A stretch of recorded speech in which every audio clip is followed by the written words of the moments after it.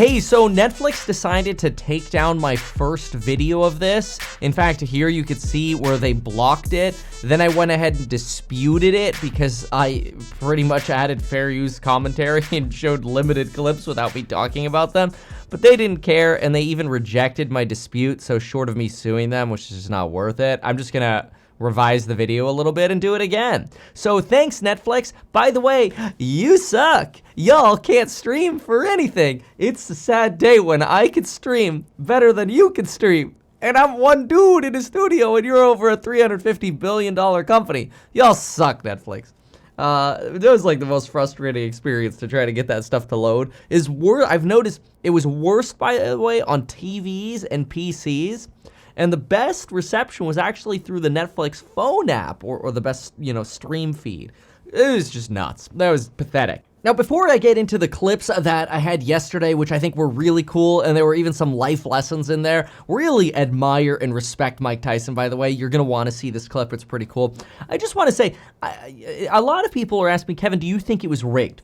And I was asked that beforehand as well. And look, I get it. Like, when I see clips like this, I can't help but sort of scratch my head a little. Here, Mike Tyson starts pushing him back with those $1 million pants that Jake Paul's got. Watch this. All right, we come in, boom, in the face. He's off balance. Oh no, Jake drops his hands. Boom. Mike Tyson pauses back. Now, maybe it's strategic, right? But look at this. Watch this. Lands the punch right here. Boom, I got him, boys, I got him. And, Jake tries to counter, but he slips. And then watch Mike. Rather than stepping forward, which I feel like if you really wanted to win, this would be your knockout right here, right? Right hand, baby. Step forward. And I'm not a fighter, okay? But you step forward with that left, and I'm just guessing. Look at that fat opening there on the right. Boom! Giant punch to the face on that right, with a good right punch. KO, dude. This was like Mike Tyson's career, man. KO. And he just stops. And he kind of observes Jake Paul. Then he gets into this fighting stance again, but he doesn't approach him at all, even though he's backed into the corner. So, a little sus.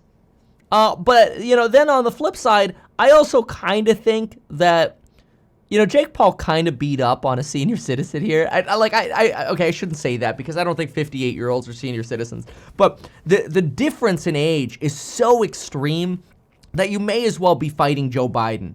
I don't know if there was really true value to this. I think the entertainment factor, the anticipation was way higher than the entertainment factor, right? Because I think, this is kind of a younger guy beating up on an older guy, and then you've got so much anticipation for a knockout, and you didn't really get it, partially either because Mike Tyson held back, as in this clip, or it just, Mike Tyson is just really good, but not to the level where he could still beat up someone 30 years younger with more reach and more height. I don't know, it puts an asterisk on the fight. I respect them both for doing it, and I get it. It's super cool for Jake Paul and his brand. But I kind of walk away feeling a little conflicted. And I think just the best way to pinpoint my feeling on it is I hate Netflix. That Jake Paul and Mike Tyson fight was something else, but I want to start with what Mike Tyson said at the end because it was inspirational. Listen to it here. 58, a lot of people thought you shouldn't be here. A lot of people thought you'd be done and dusted in the first round. Do you feel like you proved the world wrong, that you could at least go 8 rounds with a younger man? I didn't prove nothing to anybody, only to myself. I'm not one of those guys that look to please the world.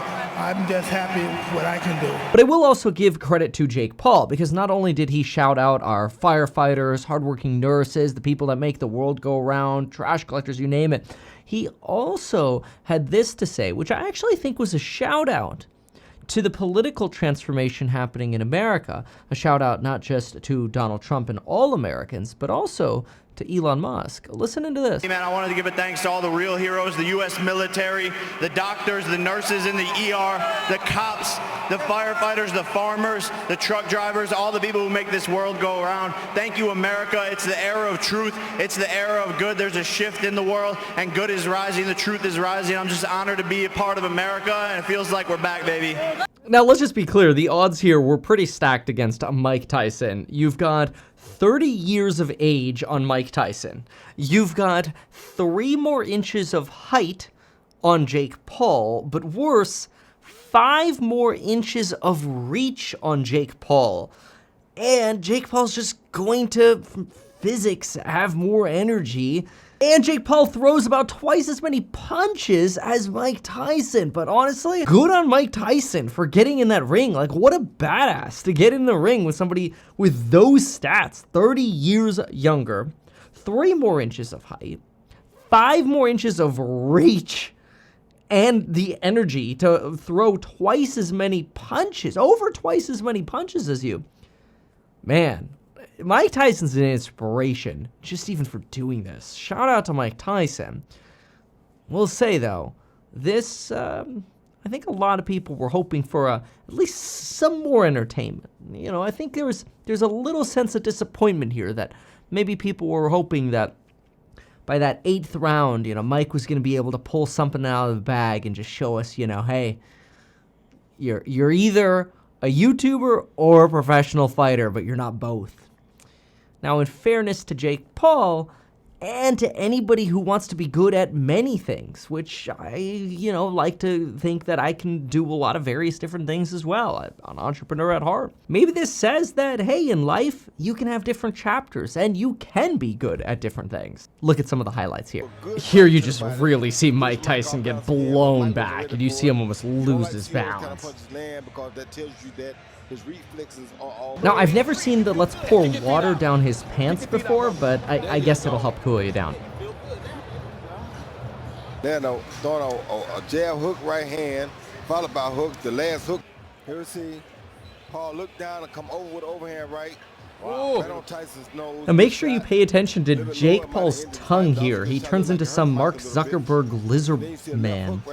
But at least he's wearing $1 million pants, apparently, so he can shine bright like a diamond, he said. And Tyson's neck is one of the more developed in the sport. This end is not expected after the slap that we previously saw.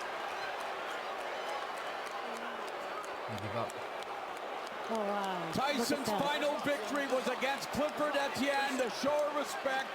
That fight lasted 49 seconds. This one goes 16 minutes. And it ends at the final bell, and what a moment it has to be for Jake Paul. Although we do end up getting the potential Logan Paul-Mike Tyson fight.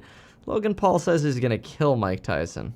Now, I have to say, the drive-in on the car was iconic, and loved the spray paint on the car. I will say, kind of badass, though, that Mike Tyson walked in basically alone, without a posse, no glitz glam. Did love the choice of song, though. I can feel it coming in the air the night. Yeah, that was pretty good. Anyway, now that I am totally full of watermelon and it's time to go to bed, make sure to subscribe to the channel for more content from me. Thank you so much for watching, and we'll see you in the next one.